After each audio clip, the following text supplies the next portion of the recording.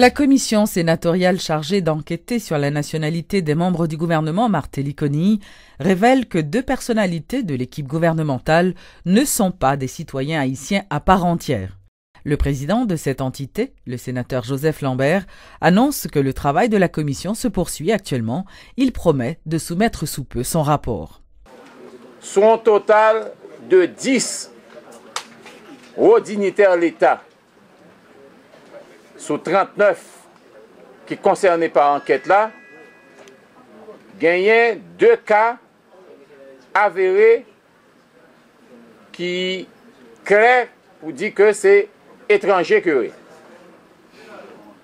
on a pu garder nous pour l'heure de ne pas citer leur nom, parce que sous 10 cas que nous commençons à dépouiller, nous joignons 2 qui de nationalité étrangère. N'a pas précisé et que nous gagnons information qui viennent nous par-ci par-là sur tout le monde, y compris le président de la République aussi, M. Michel Martelly, et information yo n'a pas collecté yo et n'a traité yo avec le plus grand sérieux que cela nécessite. Et comme nous l'avions dit tantôt, au niveau de la commission, nous n'avons pas d'état d'âme. Lancement ce mardi par le gouvernement d'un programme baptisé À bas grand goût, qui consiste à mettre en place une stratégie nationale de lutte contre la faim et la malnutrition à travers tout le pays.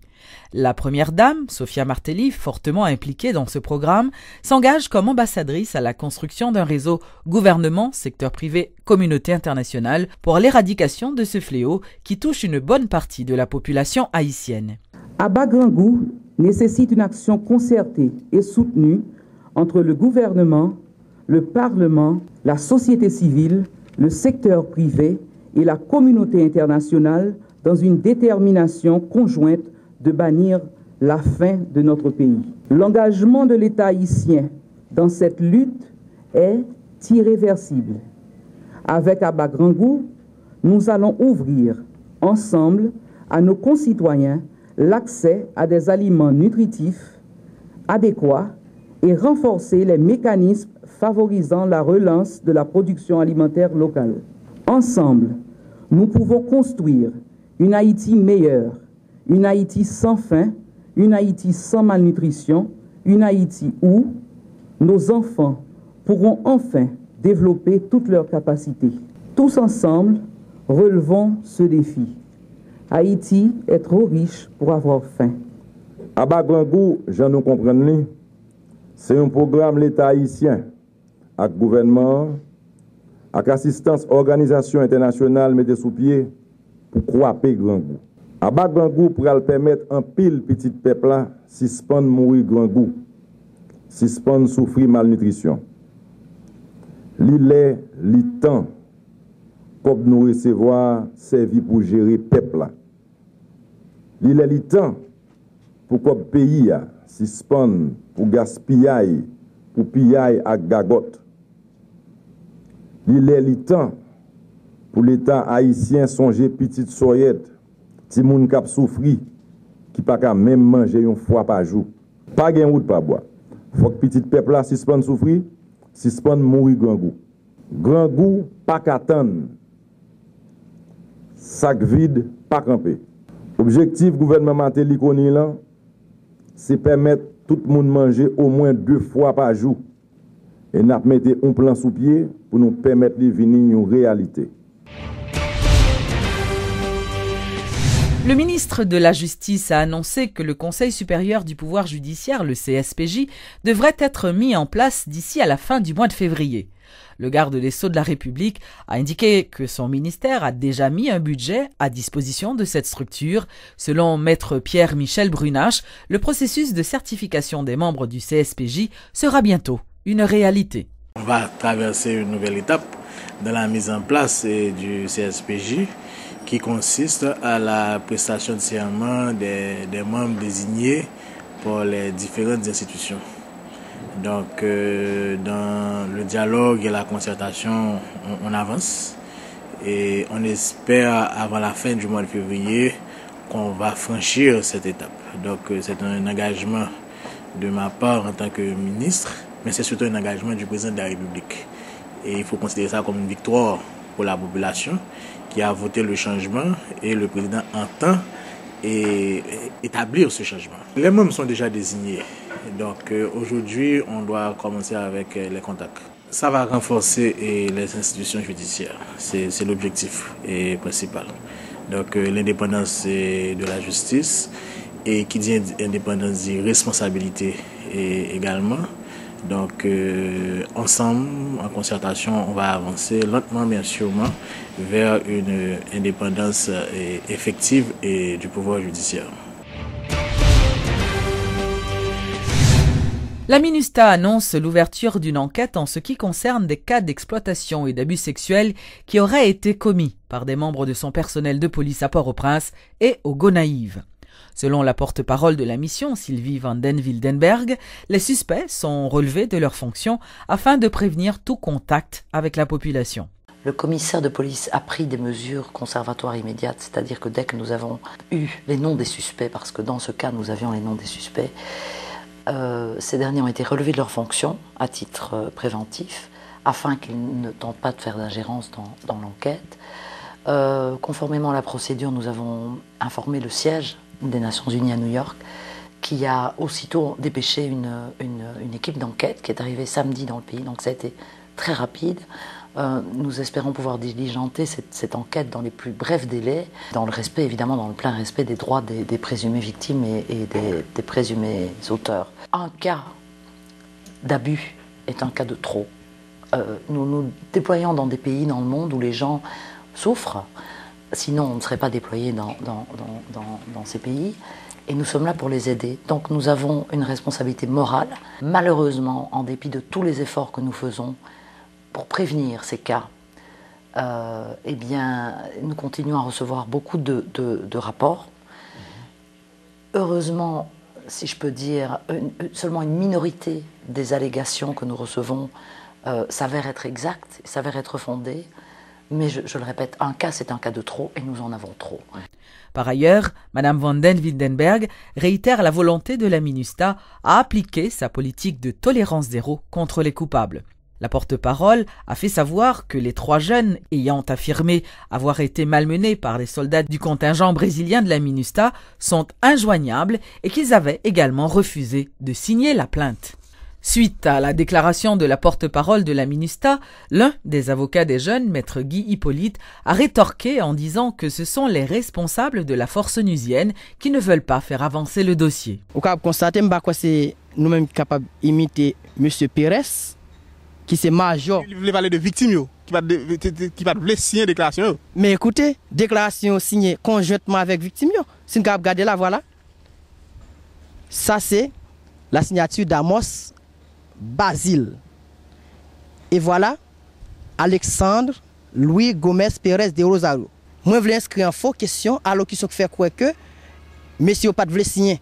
Moi, je demandé qui intérêt. Et nous avons des preuves à l'appui, parce que non seulement ils ont gardé l'original, mais ils ont fait tout le monde capable pour nous prendre copie documents ça après de signer. Moi, je connais que les Nations Unies sont fondées dans l'objectif même pour faire promotion des droits de l'homme, pour protéger la dignité inhérent de la personne humaine. Moi, je comprends très mal.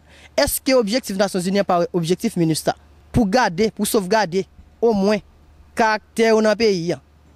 Il a fait preuve, il a fait rapide, puis dédommager si monsieur jeune juste réparation. Les chauffeurs de minibus assurant le trajet d'un département à l'autre annoncent qu'ils n'entendent pas respecter les mesures prises par le service de la circulation, leur interdisant les liaisons interdépartementales. Cependant, les différents syndicats de chauffeurs les invitent à obtempérer. Reportage Jacques Bourdeau. À Portail-Léogane, là où se trouve le point de stationnement des minibus faisant le trajet Port-au-Prince-Caille, Port-au-Prince-Jacmel et Port-au-Prince-Miragouane, les conducteurs continuent de vaquer à leurs occupations en faisant fi de la décision du service de la circulation à leur encontre. Une mesure qui provoque plutôt chez eux du mécontentement et de la frustration. Non, machine au pas compris. Parce que ça parler de l'autre bagarre mais accident jamais. Oh, j'aime que chauffeur qui fait accident déjà là. Jusqu'à maintenant, pas de monde qui vient côté nous, pas de représentant qui vient parler avec nous, qui vient dire nous bon machine pas faire longue distance. Ça avec nous vivre, c'est le bâton nous.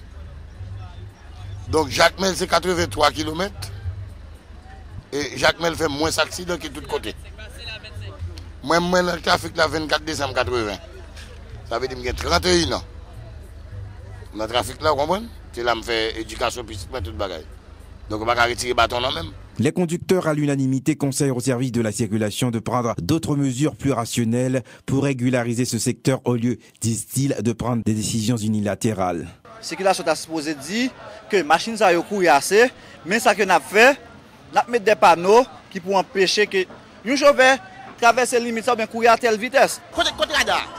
Pas qu'on regarde des docteurs sur route là qui a dit machine ça il court trop et à 100 000 ou bien à 150 000. Pas gain ça. Des passagers utilisant ce service supportaient les chauffeurs dans leurs revendications. Retirer en bas d'accord. Retirer net en bas d'accord parce qu'il faut manger. Pour nous prendre l'autre solution. Les courir trop. Ben oui, à moi, je ne vais pas prendre, même pas de choix. Pensez tout pour John Jacques Mel, si c'est pour accident, il n'y a pas besoin de tirer parce que je n'ai pas trop d'accidents qui fait dans la ville Jacques Mel. Je me sens très confortable avec lui. Okay? Moi-même, d'ailleurs, les parents voyager en privé, c'est au même point. Et si c'était l'autre, je suis obligé de rester Jacques Mel pas voyager. Cependant, l'association des propriétaires et chauffeurs d'Haïti, APCH, abonde dans le même sens que le service de la circulation en appuyant la décision d'interdire aux véhicules de 4 roues d'effectuer des liaisons de longue distance. Là, nous regardons Timissa, qui fait au Cap, fait au Caille, qui fait Gonaïve, c'est pas possible. Distance trop longue, vraiment vrai pour une machine 4 caoutchouc. Et à peu fois, je suis courir, qu'il y a des accidents qu'on fait. À peu le monde victime de la machine, nous-mêmes, nous ne pouvons pas prendre de pas comprendre. Mais c'est ça que nous allons dialoguer avec les responsables de circulation pour nous. Par exemple, nous regardons Mibalen, nous regardons Jacques Mel, Miragwan, nous allons dialoguer avec pour nous si il y a possibilité pour y arrêter. Par exemple, regardez des motocyclettes qui portent 4-5 personnes, pas possible. Camion boîte qui chasse plein sac, plein monde sous de là, pas possible. Même si on est fâché ou content, mais nous-mêmes, en tant que syndicat cap travail pour qui ça capable faire dans le transport, nous ne pouvons pas avoir pied contre ça. Le président de la PCH, Meyu Changeux, recommande au service de la circulation d'éteindre ces mesures dans tout le pays pour mettre de l'ordre dans le transport en commun.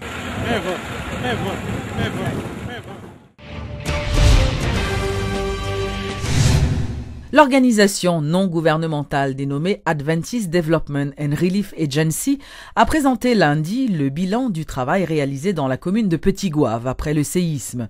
Selon Fritz Bissret, directeur de cette organisation, de nombreux projets de développement ont été réalisés dans cette commune. Nous avons des projets qui étaient exécutés et qui finissent après le tremblement de terre là, tel que par exemple, projet côté nous avons construit plus de 1500 shelters, abris provisoires.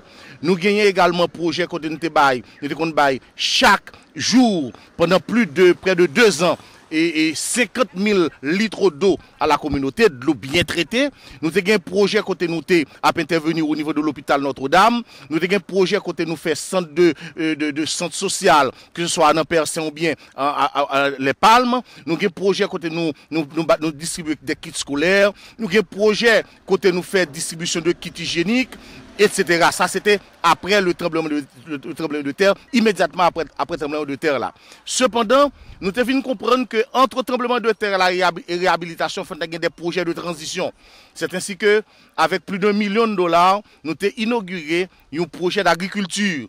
Côté justement, nous avons 5 fermes au niveau de 2e plaine de Petit-Goâve et de 3e section Trouchouchou. Ces fermes fonctionnent avec des parcelles de démonstration, avec élevage, avec distribution de semences, formation pour les paysans. Donc, en sorte que ce projet va avoir 2 ans et il faut me dire nous que le projet ça, est vraiment un projet qui a un pile succès dans la communauté.